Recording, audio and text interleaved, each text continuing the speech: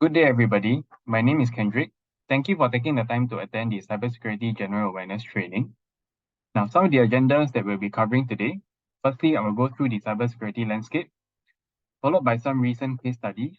And then I'll also share on the common types of cyber attacks out there that we have seen, and some of the best practices that firms can actually adopt to safeguard themselves against cyber attacks. And lastly, we'll end off with a quiz. Okay, just a very short one, 10 questions. So overall, this training duration should take no longer than an hour. All right. And some of the things that I'll be covering are not very technical. It's more on, spreading general awareness, right, in terms of the different cyber attacks out there and how we can actually safeguard ourselves. Now, firstly, let's talk about the cybersecurity landscape in Singapore. Okay. So just to share, this is actually a news article from Security Brief Asia, right? The main point I want to actually highlight here is that Singapore is seeing actually an uptick in cyber threats in the second quarter of 2022. Okay, so if I can actually bring your attention to here, 23.1% of users were attacked by web-borne threats. All right, and globally, Singapore is actually 86th place, right, in terms of the dangers associated with surfing the internet. So we have actually moved up 23 places as compared to the first quarter of 2022. Okay, and some of the most common methods that are actually being used, right, includes exploitable vulnerabilities in browsers and their plugins, as well as social engineering attack, which we may be very familiar with, right? With all the phishing attacks out there, those are considered social engineering attacks as well. All right. And then more news is that Singapore is actually facing more cybercrime and phishing and ransomware threats in 2021. Okay. So if you could just direct attention, if I could just direct attention to the highlighted text, okay, there were actually 137 ransomware cases in 2021. And this was a 54% jump from the previous 89 cases that were reported in 2020. Okay. And those ransomware cases mostly affected SMEs, okay, from sectors such as manufacturing and IT. All right, and phishing cases also rose by 17% last year. All right, so basically, we are seeing a lot of upward rise in terms of cyber attacks, as you could see from this slide and the previous one. And some of the top 10 scams in Singapore would be things like your e-commerce scams, your investment scams, social media impersonation, fake friend call, and many other job scams out there, phishing scams and whatnot. Okay. And this is actually a very interesting overview, right, of cyber threats in 2021 that is actually published by the Cybersecurity Agency of Singapore, our CSA. Okay. I won't go through everything here, but the main point this infographic is trying to communicate is that we are seeing an upward rise in a lot of these cyber attacks out there. Right, phishing, there were 55,000 cases. And interestingly, if you could just look at the middle, the 48%, right, this actually represents the overall cybercrime in Singapore. Okay, so you could just imagine, back in 2021 itself, okay, 48% of crime is actually cybercrime. All right, so that's almost half of the overall crime in 2021 itself. Okay, and of course, we have things like website defacements for 419 cases, ransomware 137 cases, and basically these numbers are due to rise. Okay, as the years progress, because as technology advances, so will the attacks. Okay, and that's where we will see an increase in the number of cyber attacks that is actually hitting businesses out there. All right. Now, I think all of you would have seen this by now. Okay, these were from August and September respectively. Okay, so in August, what happened was that Google Chrome actually sent out a notice, okay, informing all users that there is actually a high severity vulnerability that is being found in their browser. Okay, and of course, it urged everyone to quickly install the latest updates so as to safeguard your web browser. Okay, and then just 1 month later, Apple actually also released a similar advisory, okay, citing that there's actually a critical vulnerability that is being found in Apple devices. So of course, all users were also being prompted to update their OS, their operating system, promptly on their mobile devices, okay, if they're using Apple. And then more recently, okay, you could see here is dated 23rd November 2022. What happened was a ransomware attack actually hit AirAsia, right? The airlines company. Okay. And this actually compromised more than 5 million customer data and employees' data as well. Okay. So the main culprit was a cybercrime group called Daisin Team.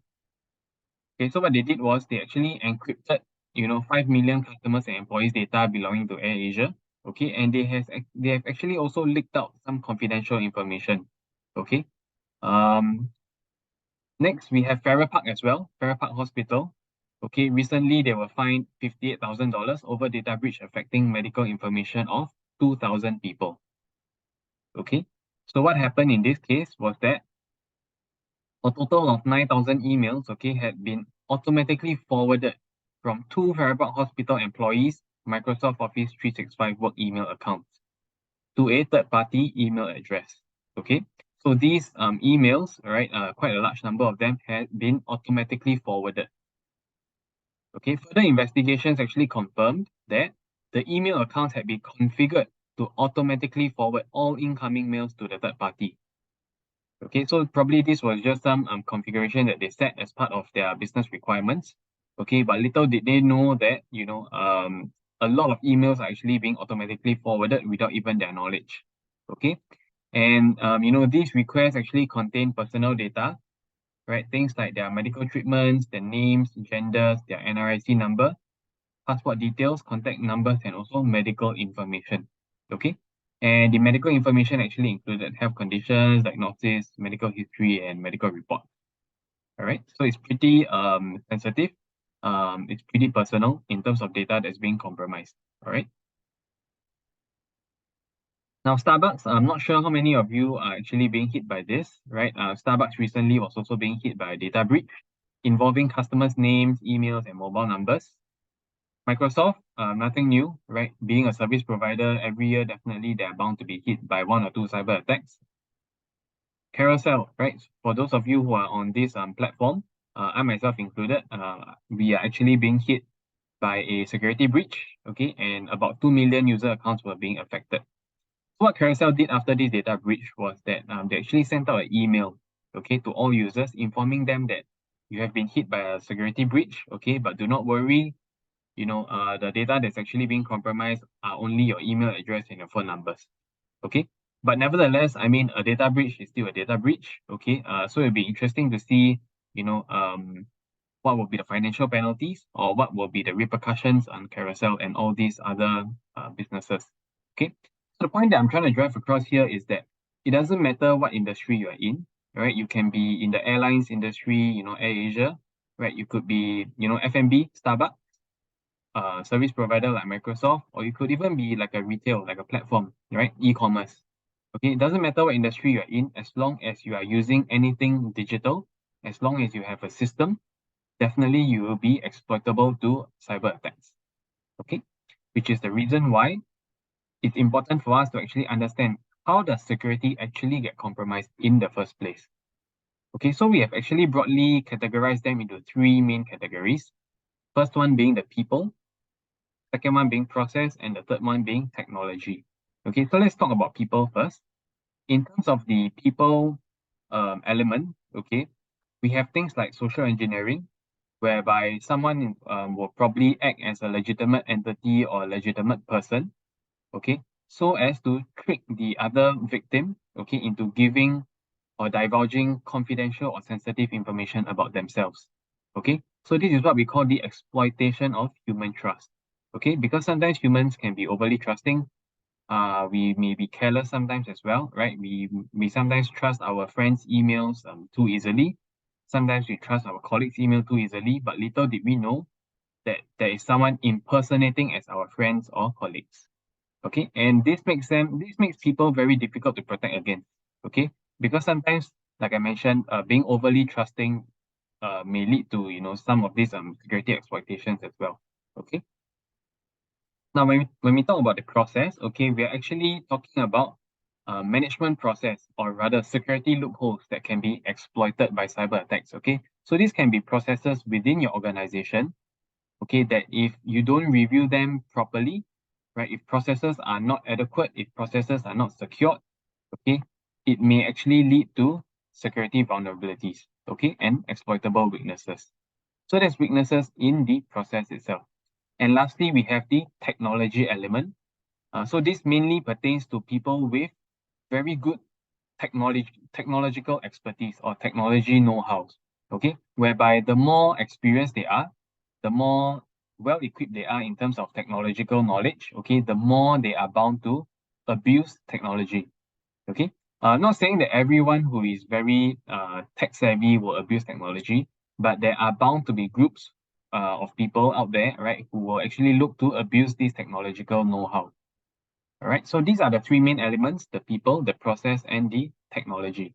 Okay, and of course, it affects individuals and organizations, and it can be caused by external sources or even internal sources like disgruntled employees, for example. Okay, now we talk a lot about security, right? Cybersecurity and whatnot. So, what exactly are we trying to secure? Right, so we have actually classified it into CIA, the CIA triad, C being confidentiality, I being integrity, and A being availability. Okay, so what's confidentiality is that it as per the name suggests, only authorized users and processes should be able to access or modify data. Okay, to keep it in a confidential state. All right, and integrity, okay, the data should be maintained in a correct state, and nobody should be able to improperly modify it or accidentally or maliciously delete it. Okay, meaning to say, if a data is meant to have 100 rows or 100 customer data, for example, okay, the integrity should be, it should remain as 100 customer data and not 101, 102, or maybe even just 99 or 98. Okay, if it's meant to have 100, it should be maintained in that correct state, okay, which is the integrity of the data. And of course, the A is on the availability, whereby authorized users should be able to access data whenever they need to, okay? And it should not be disrupted. So meaning to say, for example, right now, if you are logging onto your company's shared folder, okay, you should be able to access all data in the shared folder as and when you want to. I mean, of course, provided you're authorized to do so, okay? And you should not be facing an issue whereby if you're trying to access a certain folder in your shared drive, you are unable to do so for whatever reason, okay, because it's not available. So this is where we talk about the availability. So overall, cybersecurity is actually looking to protect these three main elements, which are the confidentiality, integrity, and availability. Okay. Now I'll talk about the common types of cybersecurity out there, attacks out there. These are by no means all the cybersecurity attacks, okay, but these are the common ones that we have actually seen, right, based on news articles and all those publishers online, right? So the first one being DDoS, distributed denial of service. Okay, so exactly how does a DDoS attack work? All right, it's basically a malicious attempt to disrupt the normal traffic of a target. Okay, so in layman's term, right, you could just imagine this scenario whereby one day you are logging onto your office computer, okay, and suddenly you realize it's very slow. The network traffic is so slow that for you to actually access one folder to another, maybe it takes about 10 minutes or even up to half an hour. Okay, so these are actually telltale signs, right, that your internal network may be compromised by a DDoS attack. Okay, whereby the attacker will actually attempt to flood your traffic. Okay, it will flood your traffic with so much network to the point that it slows down the entire network and it disrupts the service or it denies the service completely. Okay, thus the name distributed denial of service. Okay, so basically how to prevent them, this is not 100%, okay, but these are just some of the best practices whereby IT should always look to secure your infrastructure, okay, and also perform a network vulnerability assessment, okay, to identify what are the exploitable vulnerabilities in my network, okay, and to remediate all those vulnerabilities in a prompt manner. All right. And lastly, of course, to identify warning signs, as I mentioned, if one day you notice that your network is suddenly becoming very slow, okay, this could be a telltale sign that a DDoS attack is actually happening in the background. All right. And always report to IT if you're unsure. Now, the second attack is what we call the man in the middle. Okay, so again, in layman's term, you could see from the infographic here. For example, now you are a victim, okay, and you are browsing the web, for example, right? Maybe you are logging into your SingPass application, okay. So when you log into your SingPass application, you form what we call an original connection, which is the green line, okay. But little did you know that in the background, okay, there is a man in the middle, whereby he has actually created a new connection between you, himself, and SingPass. Okay, so what he is actually able to see, right, is whatever information that you are keying into your SingPass application, like your username, your password, your private details and whatnot, he's able to see everything. Okay. And because of that, it's actually very dangerous, whereby he can actually impersonate you because he has all your personal details or confidential information. Okay. So, as the text here mentioned, okay, the attacker actually intercepts the communications between two parties without the party even knowing that there is a new connection being formed. Okay, so some of the best practices, again, do not use public network. Okay, sometimes like shopping malls, right? They offer free Wi-Fi for example. Okay, those connections are not secure at all. Okay, so please do not use them. No matter what. If you do need to use them, okay, make sure that you are not sending across any confidential emails, or divulging any personal information on any web application. Okay, if it's just to browse, the web and whatever, I think it's still okay. Just make sure don't send across sensitive information using public networks. Okay, and of course, always secure your email, right? Use VPNs as much as possible. Secure your browsers, as I mentioned earlier in one of the case studies, right? From Google Chrome, right? Ensure that the browsers are secured. Use what we call an intrusion detection system in your network, so that when there's a potential intrusion coming in, okay, at least it is detected. Okay, and of course, use two-factor authentication or multi-factor authentication, right? Then we talk about social engineering attacks. I think this one is nothing new to everyone, right? Phishing, again, it remains the most frequently employed tactic to actually get personal information or sensitive information from the other party. Okay, so some of the most commonly spoofed website in Singapore would be your ICA, your Ministry of Manpower, and even the Singapore Police Force.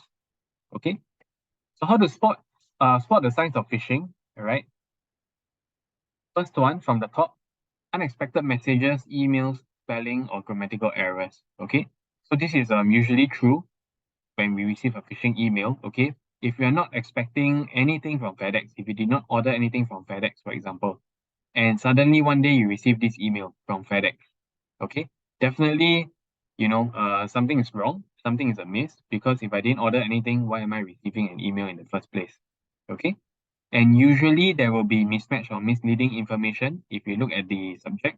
Okay, and they will use very generic greetings like dear user, simply because this phishing is actually an email blast. Okay, they usually will not be able to address you specifically unless it's a targeted phishing attack. Okay, but if it's a but for usual phishing attacks, it's actually a email blast. Okay, and they will use very generic greetings as you see here. Okay, and the main thing about phishing emails is that they will always create a false sense of urgency. Okay. As you can see here, right, they mentioned FedEx will be charging an amount of this to your registered credit card. Okay. Or, some of the common phishing emails that I've seen would be like, if you don't do a particular task, okay, this will happen. Right. If you don't click on this link, something will happen. They always give you a false sense of urgency. For those who are not aware, they will actually fall prey to all these phishing emails. Okay. So no matter what you do, okay, do not divulge any personal information, right? And do not click on any suspicious links or attachments. Okay. When you receive such phishing emails, okay, immediately delete them. Okay, and if need be, maybe just inform your IT about it. Like, okay, I received a phishing email recently. You may want to look into it, right? But no matter what, do not divulge any information and delete any phishing emails that you receive immediately. So again, this is something that I received personally, okay, just recently. So again, you could see here, mismatched information. And then the greeting, again, very generic, right? Just a good day. Okay, and then here's a product required by my customer. Please attach the purchase order and whatnot. So again, this is obviously a phishing email, and what I did was to just immediately delete this email. Okay. So the best form of protection against phishing emails, of course, is user awareness. Okay, which is why this is so important. We have to educate ourselves to recognize what are the signs of phishing attacks. Okay, and if need be, verify the sender by reaching out to him or her directly. Do not click on any link. Okay, and always think before you click, right? And then go directly to the company's website, okay, to verify if it's legitimate. And no matter what you do, avoid divulging personal information like your banking credentials, your password, your personal information, and whatnot. Okay. Now, I think phishing has also evolved over the years, right? Other than just normal email phishings, they have this thing now, what is actually known as the angler phishing. Okay. So angler phishing actually targets social media accounts, all right, such as your LinkedIn, your Facebook, your Twitter, and even your Instagram. All right. So what the fraudsters will actually do is that they will create fake customer service or HR accounts, okay, that actually mirrors an established companies such as a financial institution or legitimate agent, okay, so as to send you to a malicious website. And then probably in the malicious website, they will ask you to click on a certain link, provide certain information and whatnot. Okay. So very important to actually take note, because personally for me as well, sometimes I do receive some suspicious requests to connect on LinkedIn, which is where it gets a bit confusing, because I'm really not sure whether this person is legitimate or not. Right. So to be on the safe side, usually if you're seeing any request that looks too good to be true, right? Maybe you might just want to just reject the request, right? Just to be on the safe side. What do you do to actually prevent? I think this is something that we have already gone through in the earlier slide. Okay, read the account profile carefully to verify. Okay, again, don't divulge personal information. Go directly to the company's website to verify its legitimacy. Okay, and if someone reaches out to you on social media, do not click on the link unless it is verified. All right, so always check and check, always be suspicious, and never click on any link. Okay. So this is just some advisory from the Singapore Police Force. Okay, they are also trying hard to raise awareness, right? Because phishing is really very prevalent these days. And of course, you can also go to this website, okay, called Scam Alert, right? Whereby here is actually quite interesting. It's like they have the latest scam types out there that you can actually see, okay? And then they will also tell you, what are some of the telltale signs. You can actually educate yourself based on the latest scams out there. Right? So this is just something for your information. Okay. Then the last type of common attack that we have seen is malware. Okay. So a lot of people confuse malware with like spyware, adware, ransomware. So what exactly is malware? Malware is actually the umbrella term, okay, of all these that you see here. Okay. So malware is short form for malicious software. Okay, and malware actually contains virus. It can be worms, it can be trojans, your spyware, your adware, and your ransomware. Okay, but the main purpose of a malware is to intentionally cause damage to a computer, to a server, to a client, or even to the entire network.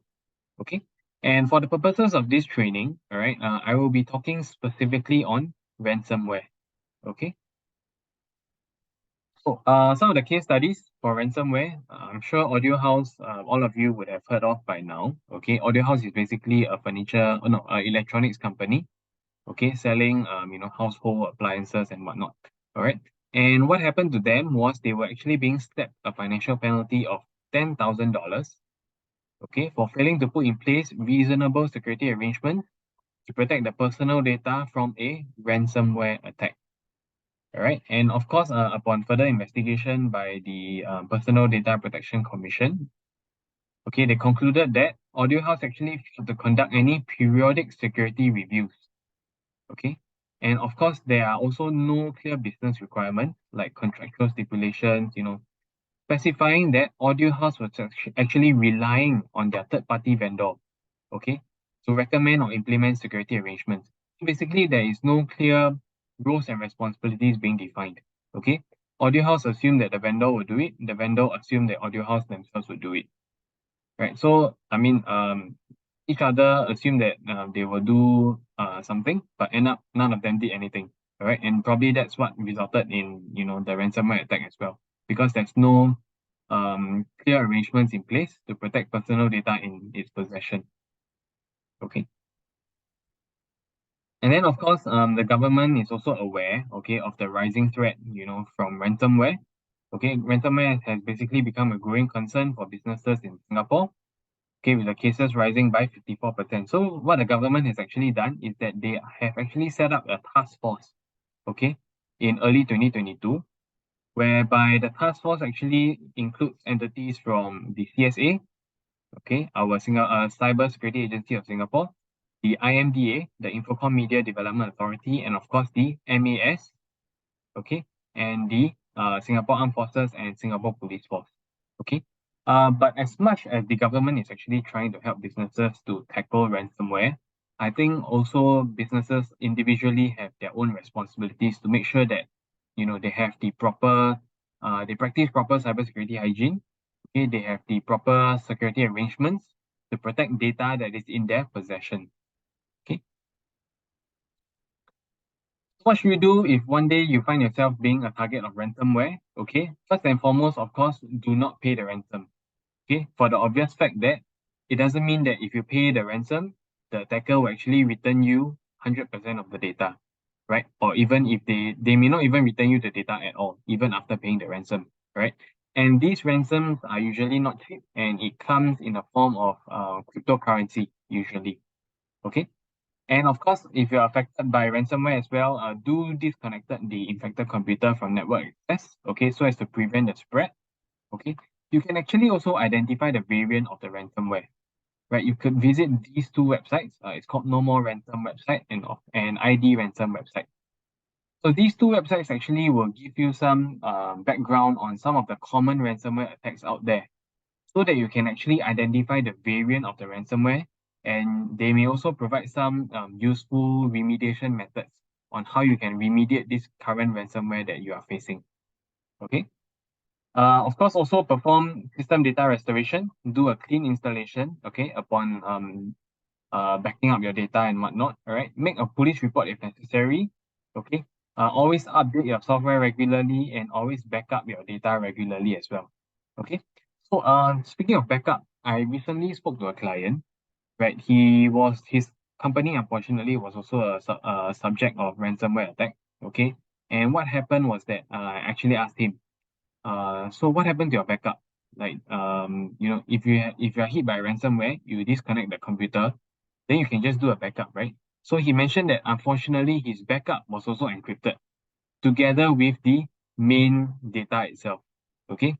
So the issue with this is because the backup is being stored in the same premise as the main data itself. So what happened was that the ransomware probably encrypted the main data, and it also spread to the backup and encrypted the backup as well. Okay, so this makes it totally irrecoverable. All right, so if possible, store your backup in a separate location so that if your main data gets compromised, at least you can still rely on your backup. Okay. Now, just some general guidelines on how to keep malicious software off my computer. Right, always be suspicious. This relates particularly so for phishing. Okay, be suspicious. Don't click on any links. Okay, don't answer any calls and don't reply any suspicious email. Okay, always comply with regulations and requirements. Okay, be it your internal policy, be it MES guidelines, right? All these, just make sure that you comply with them.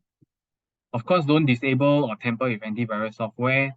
Always scan files from external storage media. Okay, don't reconfigure your computer to provide file sharing web application services, okay? Because usually these services are free for download and usually they are not secure, okay? And lastly, always report any suspicious programs that you found running on your PC to your IT, okay? Now, I'll talk a little bit on the PDPA. Okay. The reason why I've incorporated PDPA into this particular training is because when we talk about cybersecurity general awareness, right, what we are looking to protect is actually data. Okay. And within this data, there's this thing called personal data as well. Okay. So that's the relevance of PDPA together with cybersecurity. Okay. So PDPA basically just a brief introduction for those of you who are unaware, right? It actually started in 2012 and it was enforced in 2014. Okay, so to cut things short, PDPA is everyone's responsibility and it protects the rights of individuals to their privacy. Okay,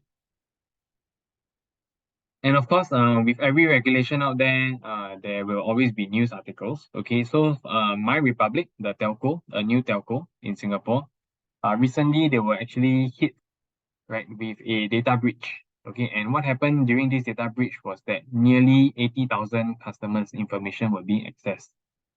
Okay, and what happened was they were being ordered to pay a fine of $60,000 for failing to put in place reasonable security arrangements to protect personal data.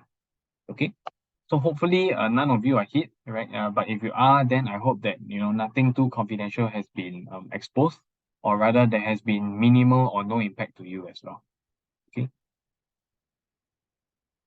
Now, looking at the PDPA, okay, there are actually 11 obligations that all organizations have to comply with. I won't go through each and every one of them. Just for your information, that there are actually 11 obligations. Okay, the first one being accountability, whereby the entire organization needs to be accountable. Okay, for personal data practices within the organization in order to safeguard personal data. Okay.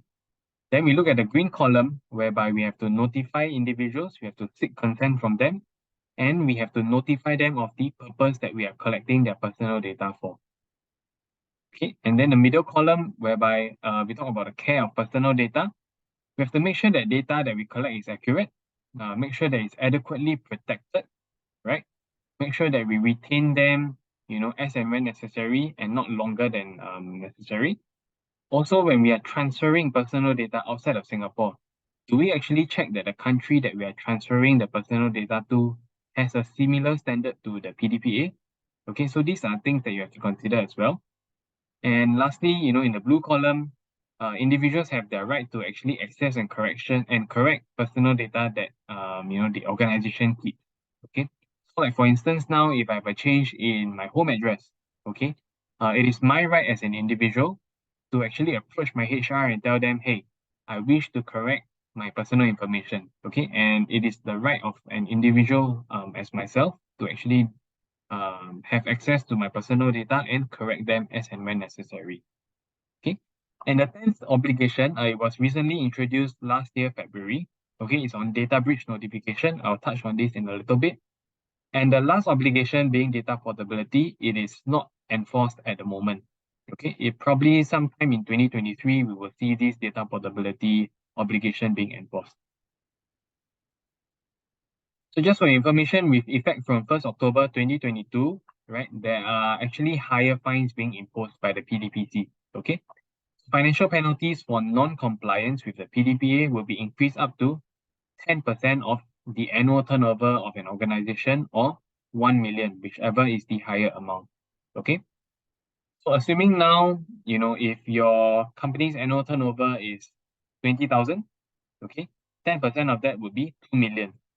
Okay, so which is actually higher than the previous cap of 1 million. So there has been some revisions in terms of the fine. Okay, just for you to take note. And of course, there are new criminal offenses as well concerning mishandling of personal data. Okay, if an individual knowingly or recklessly disclose personal data in an unauthorized manner, or if an individual, use personal data for wrongful gain or leading to a wrongful loss to any person, all right. And the third one, if an individual tries to re-identify any anonymized data, okay, these three are considered criminal offenses. Okay, and the fines would be not exceeding $5,000 or imprisonment term not exceeding 2 years, or in worst case scenarios both. Okay, So these are just new criminal offences that you have to take note with regards to personal data. Okay.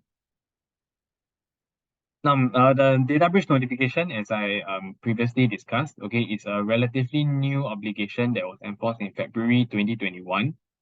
Okay, so data breach notification relates to two criteria. Okay, the first one being significant harm. Okay, so if there is a data breach today in your organization and the data breach likely results in significant harm or is of a significant scale, all right, then there is a need to notify the PDPC as soon as practicable. Okay, so what does significant harm actually covers? Significant harm means medical records, NRIC, or even your bank account numbers. Okay, so if there is a data breach relating to any of these details here, okay, there is a need for your organization to report to the PDPC. So that's the first criteria. Now, the second criteria is if it's of a significant scale, meaning more than 500 data was being compromised. Okay, if there are more than 500 data being compromised, there is a need for you to report to the PDPC as well. Okay, and then what is the timeline for reporting? Okay, it's 3 calendar days. Okay, every organization would have 3 calendar days to notify the PDPC. Okay, so just to emphasize, it's 3 calendar days, not 3 working days. Okay, so if the breach happens on a Friday, the latest that you can actually report the breach to the PDPC is on the following Monday itself. All right. And then, of course, for financial institutions out there, you do have some notification timeline to actually notify the MAS as well. Okay, so an FI must notify MAS within 1 hour. Okay, upon discovery of a system malfunction or IT security incident. Okay, which has severe or widespread impact on the operation. Okay, so again, MAS did not actually define what severe and widespread impact means. Okay, so this is ultimately up to the organization out there to actually determine what constitutes as severe and widespread impact. Okay, and if the security incident is deemed to have this impact, you have to notify MAS within 1 hour. All right. Now, the last part of my training would be on best practices. Okay. So I'll just be going through, some of the best practices that we can actually adopt, some of the better cyber hygiene methods that we can actually look to practice, right, in order to better safeguard ourselves. Best practices would actually cover things like how we protect database, okay, how we manage our access control, how we secure electronic devices, right, like our laptops, our mobile devices, how we secure our computer network as a whole, how we protect websites and the web applications, okay, and of course, safeguarding email contents. All right. Now, first one on managing access controls, okay. Every organization should only allow authorized users to access personal data, okay, and it should be on a need-to-know basis only. Okay, so what this means is basically, as an example, an intern, for example, or a junior staff should not have the same level of access as, let's say, a director or a CEO of a company, right? So this is what we call a need-to-know basis, whereby the access should only commensurate with the individual's job role. Okay. And of course, how we protect user accounts and passwords is that we have to ensure that the username and the passwords that we use are unique. Okay.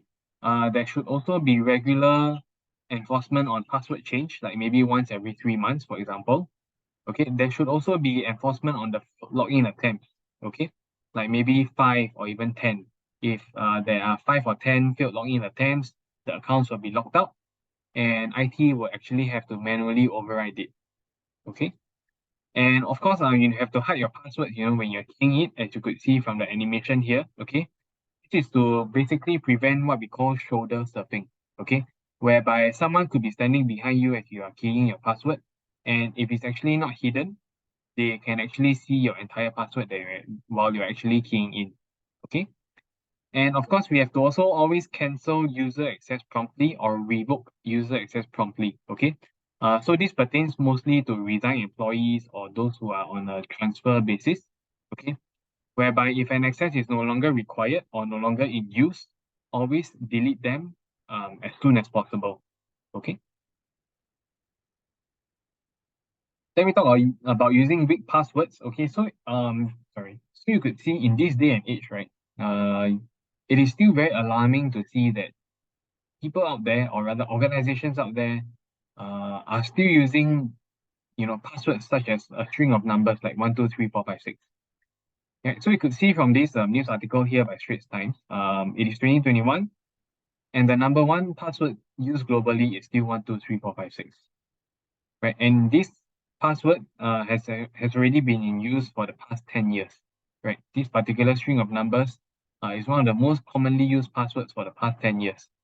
Right? So you could see, these passwords are still being commonly used, right? And I like this picture here actually. What it actually is trying to tell us is that you can have a metal gate, okay, but if your lock is paper thin, then there is no point because attacks can still easily infiltrate in. So same thing applies here to the password example. If you're using very easy or common to guess passwords, okay, it doesn't matter how secure your network is, attackers can still easily guess the password, and then they can infiltrate your whole network itself. Okay. So you could see above, there's a news article here also by CNN, from SolarWinds. Okay. So what happened was that in 2019, all right, there was actually a data breach in SolarWinds. Okay. And what happened was that an intern who was in SolarWinds at that point in time was using a password called SolarWinds123. Okay. So again, these are very easy to guess passwords. Okay. Whereby if the attacker has the right AI tools or machine learning tools to actually do a password scan, these passwords usually will be the first to be compromised. Okay. Simply because they are so easy to guess. All right. Avoid using these common passwords. Okay. Don't use passwords such as a password, right? Don't use password as your password. Don't use passwords such as your name, the name of your spouse, or even your children's name, because people who know you well may actually attempt to guess your password. Okay. Of course, don't use string of numbers or letters, right? Like 1, 2, 3, 4, 5, 6, A, B, C, D, and whatnot. Don't use your phone number. Don't use your birth date. Don't use passwords with the same letters or numbering. Okay. Don't use words that can be found in the dictionary. Okay. So what this means is actually, don't use very common words, right? Like for example, here you could see, right, number 44, sunshine, for example, right? These are very easy to guess passwords, right? So as much as possible, we like to advise our clients to use what we call pass phrases instead, right? So instead of just a word, try using a phrase, right? Like for example, for me, maybe I can use "I love RSM 1234 exclamation mark," right? So this forms a very long phrase, and it makes the password a lot more complex and harder to actually crack. Okay. And when we talk about securing electronic devices, okay, that's being used by employees. So some of the electronic devices that we commonly use, of course, will be like our personal computers. Need to make sure that the password feature is turned on. Make sure that antivirus and anti-spyware and personal firewall is also enabled. Okay. And we have the responsibility to keep our software updated regularly as well. Okay. Portable devices like our mobile devices are always locked and key when not in use. Always use strong passwords and always use good encryption. Okay, when it comes to portable devices. And when we are talking about printers, right? Interestingly, printers actually contain some form of information as well, right? Like especially if we are using smart printers, they do have our, like for example, for my organization, we are using smart printer whereby card access is actually required to unlock the printer in order to use the printer. Okay. So in the printer itself, it probably contains a lot of staff ID, in order for us to tap and then in order for us to use. Okay.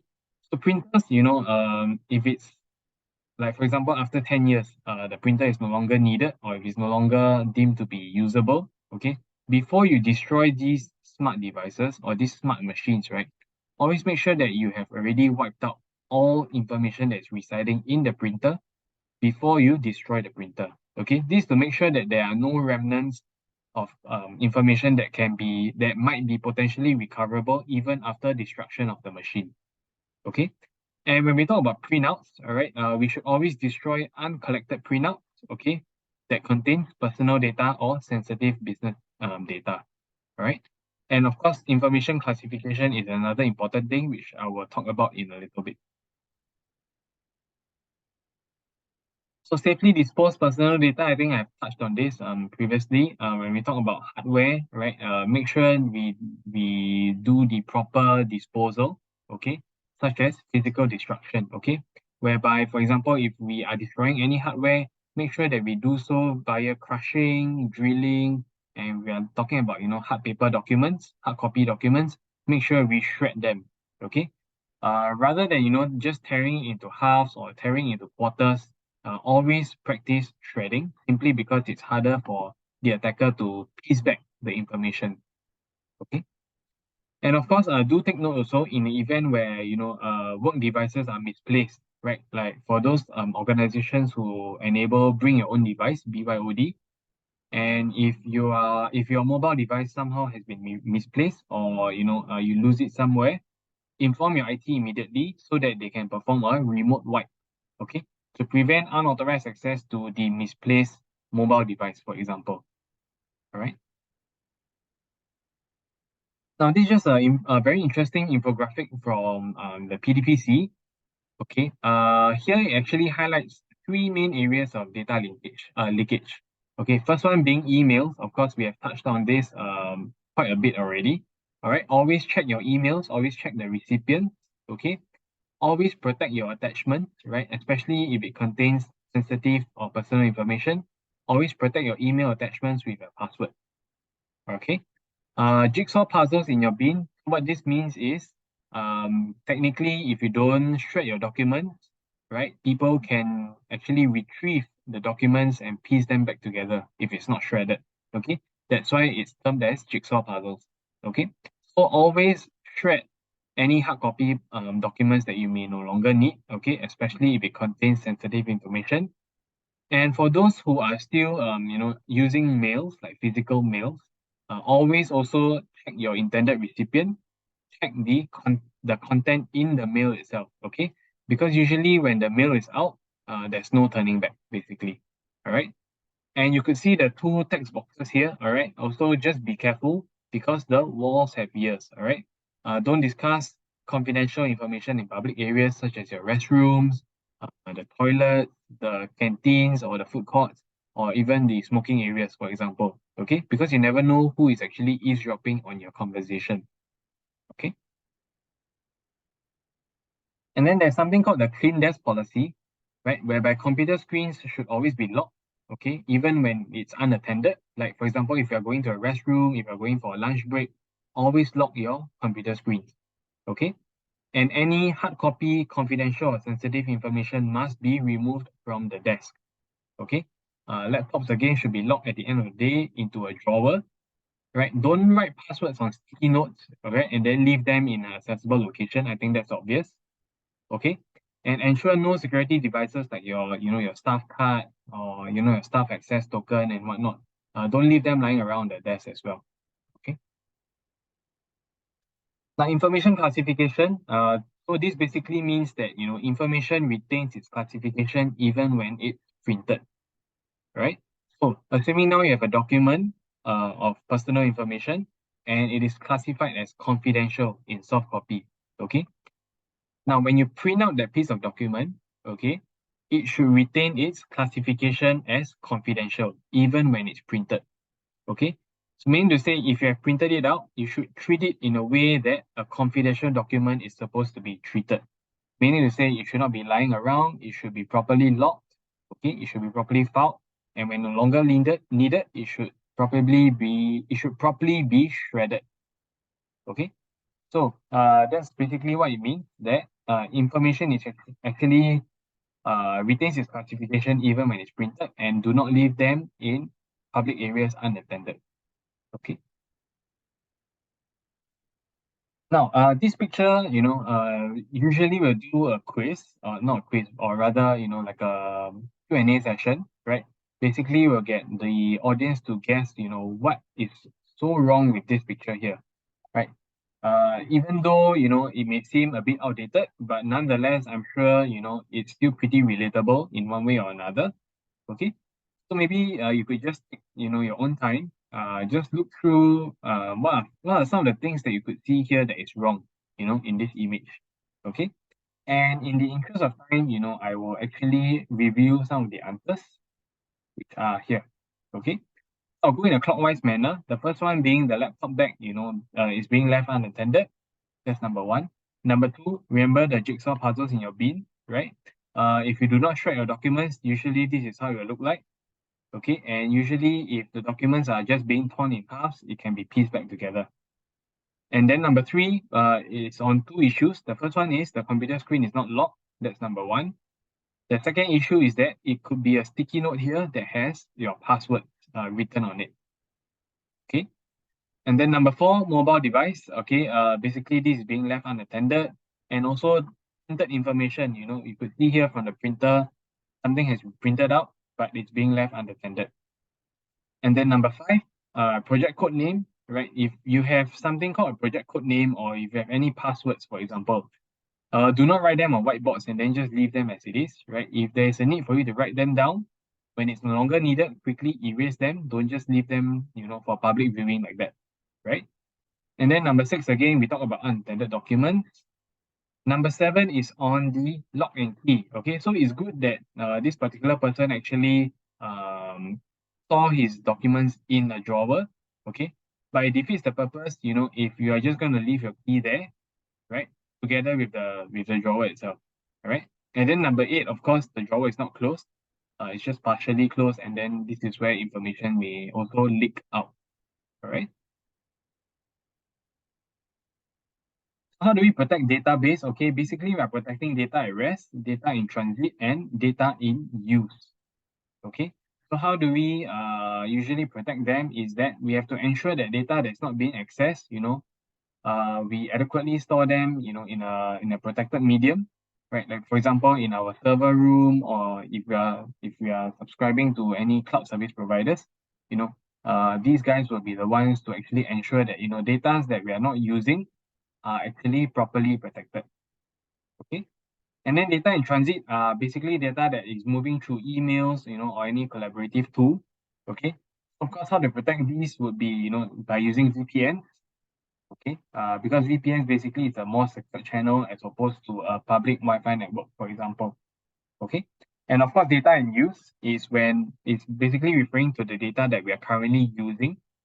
Okay. So how do we protect them? Of course, if we are using any folders, or we are accessing any folders, for example, okay, just make sure that at the end of the day, okay, we save them and we save the folder in a secured location. Okay. Then you talk about encryption. All right, always encrypt your data. If for those of you who are running on Windows, okay, you should have this BitLocker default encryption being turned on already. Okay. And what should you actually encrypt is that you should encrypt sensitive email. That's obvious. And the sensitive information. Encrypt your removable devices as well. Okay, like your USBs and whatnot. All right. And your devices, the BitLocker, as I mentioned, and of course your databases has to be encrypted as well. Okay, because basically all your data will be residing in your databases. All your backups will be in your databases as well. Okay, so it's very crucial for you to actually encrypt them to prevent them from compromise. Okay. And then securing computer networks, all right, we basically need to ensure that our network security devices are equipped with proper firewalls, equipped with proper antivirus, okay? And always do regular checks on them, all right? There's no point if you have firewalls, if you have and you have antivirus, but they're actually running on outdated versions, for example, okay? So that's why regular checks is important. Regular firewall rules review is important as well. Now, use of the internet, I won't go through too much. Basically, if we are using if you're browsing the web, never use the corporate facilities to actually make postings on the web. Okay. Don't access any forums, blogs, or wikis, or anything. Okay. Always practice acceptable use. Okay. And do not engage in any acts that may compromise the company's security, especially when you're browsing the web. Right. Okay, so this is what we call the OWASP top 10 vulnerabilities. Okay, so the main point here is not really on the vulnerabilities itself. Okay, but more to highlight the fact that, vulnerabilities have been changing over time, year on year. You could see from 2017, what was previously number 5, okay, is currently number 1 in 2021, for example, right? And things that were previously number 1 in 2017 has actually moved down to number 3 in 2021. And also there have been new vulnerabilities that have been identified, right, in 2021 compared to 2017. So the main point here is that vulnerabilities are always evolving, okay, which is why there is a need for us to actually do regular vulnerability assessments to make sure that, new vulnerabilities are identified, right? What are the critical vulnerabilities that we have to actually pay attention to and remediate whenever necessary, okay, so as to prevent ourselves from being the next victim of a cyber attack. Now, sending company data to personal accounts, I know a lot of organizations out there do enable this practice, right? Whereby employees are actually able to access their company's data via their personal email account, right? So, can we do that? Technically, there's no right or wrong answer, okay? But what I would like to share is that, yeah, here. So everyone knows Cisco, right? The network company, okay? What happened was that earlier this year, Cisco was being hacked, okay? Again, ransomware, right?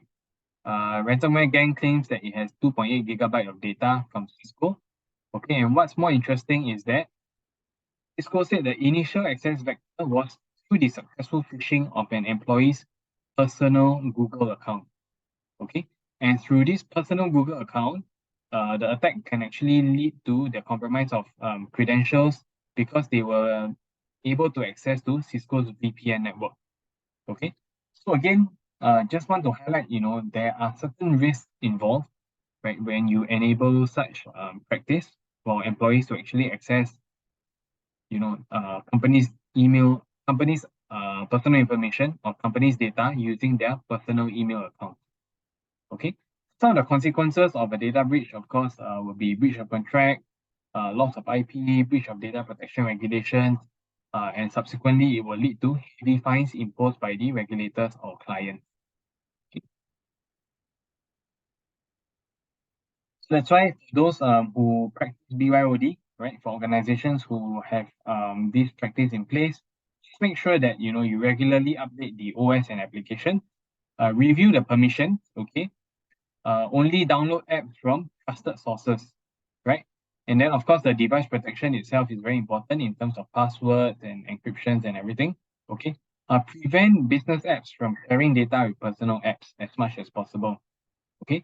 And of course, don't ever jailbreak or root your devices because it loses its protection.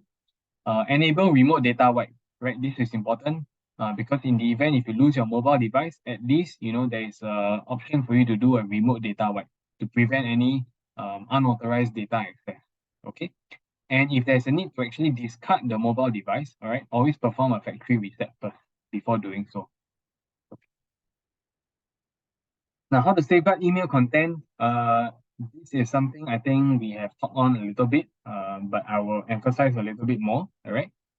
We should never be trigger happy with the reply all button, right? We should always check the intended recipients. We should always check the recipient in our email, right? Is this the person that I want to send the email to? Rather than just simply quickly clicking reply all, and then you realize, oh shucks, I sent out to an unintended recipient instead. Okay. Always recognize phishing attacks in email contents, right? I think we have gone through this earlier.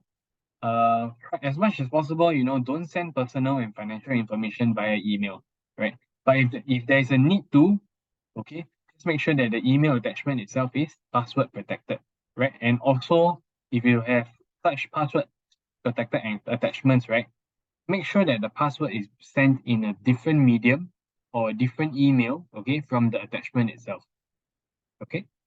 And don't trust your friends' emails too easily. Sometimes it could seem like they're coming from your friends, but or colleagues, right? But sometimes it's just simply a phishing email or a targeted phishing attack. Okay. Always scan all email attachments. I think that's quite common. Don't share your account information with others, right? That's obvious as well. Don't use simple or easy to guess passwords. I think we touched on this a little bit just now. Always encrypt important emails and as much as possible use digital signatures so that the authorization can be determined, right? And the legitimacy can be determined as well. Now let's talk about this is the last part of my training. Okay. Basically three types of risks that I'd like to highlight. The first one being cyber risk. Okay, of course, this would be things like your cyber attacks, your hacking, your malware, your phishing. These are what we call cyber risks, right? Then there's this thing called the technology risk as well. Okay, whereby if let's say now there is a downtime on one of your servers, for example, or downtime in one of your cloud service providers, right? These are risks pertaining to technology. Okay, and it will actually disrupt your business. Then there's this risk called information risk as well. Okay, whereby here we talk about data leakage, right? For example, in this case, you will be a few years back, they were actually being fined. Right, I don't know if they're being fined, okay, but they were actually in the news for the wrong reason, simply because there was a data leak, in terms of their client data. So this is what we call information risk. Okay, but I would like to bring your attention to another type of risk. Okay, you could see here from this case study, former tech support employee in Malaysia call center jailed over the sale of Singtel customer details. Okay, so basically, it was from Malaysia dealing with Singtel. Okay, then personal data of 2,400 MINDEF personnel affected by a data breach. But what is the cause of the data breach is that the incidents involve third-party vendors. Okay, third-party vendors. Nearly 130,000 Singtel customers, were being stolen, right? Again, what was the cause is that a recent data breach of a third-party file sharing system. SIA, they were also being hit by a security breach, all right? And then where did the breach originated from? It originated from an air transport information technology firm, SITA. Okay, this is basically an external firm, a third-party firm. NTUC's E2I Learning Hub, right? Basically, 30,000 users were being compromised. Okay, and what happened was that an E2I appointed third-party vendor, okay, was being impacted. Right, so you could see here, all these risks relates to third-party vendors. Okay, which is the last risk that I like to highlight on the outsourcing risk. Okay, so understand these days that a lot of organizations out there, they outsource their service to, let's say, an IT vendor, right? And of course, with these outsourcing contractual arrangements, okay, there comes a lot of outsourcing risk as well, as you could see from the previous case studies. Okay, as a best practice, always make sure that we know what is in-house, what is outsourced. Okay, what is being outsourced? Is there a contractual agreement? Okay, that stipulates the roles and the responsibilities. If you recall the audio house case, you remember the roles and responsibilities were basically not defined, right? So it's important to have a contractual agreement. Okay, it's important to ensure that policies and procedures are in place with proper processes. Okay, make sure that if you outsource any of the services out to a third party, you do an annual due diligence, okay, and even internal audit to ensure that the third party is in compliance.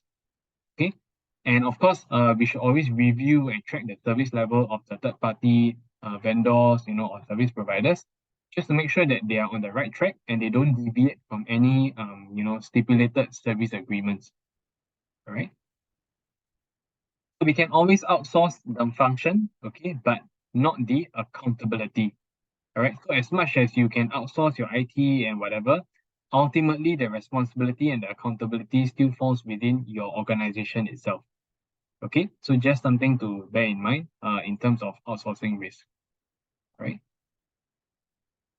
Now on my last slide, I just like to leave you guys with this interesting infographic, whereby it doesn't matter, how secure your current organization is. It doesn't matter how much they've invested, in your security infrastructure and whatnot, right? All it takes is for one careless human to, actually click on a certain link, for example, and then the whole system will be compromised. Okay, so this is what we call human risk. Okay, and human risk usually would be lack of knowledge, right? Lack of awareness in terms of cybersecurity. Human risk could be if a human uses weak passwords, as I mentioned, a string of letters, 1, 2, 3, 4, 5, 6, for example. If human risk also pertain to carelessly handling sensitive information, right? Like for example, if you print out a document and then you don't store it carefully, okay, that's a risk as well. And human risk could also be using outdated or unauthorized software, right? So these are all what we consider human risk, okay? And human risk is always the biggest risk to IT, okay? That's why I say it doesn't matter if you can have a 10 million infrastructure in place, all it takes is for one employee to carelessly click on a link and the whole system may be potentially compromised. Okay, so which is the reason why user awareness is important, annual training is important as well. Okay, so with that, I have actually come to the end of my training. Thank you all for your time, right, in attending this training once again. And before you actually log off, all right, please uh, complete this quiz. Okay, so what you can do is you can scan the QR code here. Okay, I'll just leave this here. All right, simply just scan the QR code. It's just 10 questions. It should not take longer than 5 minutes, right? And it's 10 basic questions. So yes, please complete the quiz and then submit to your HODs or your supervisors. All right. So thank you very much, everyone.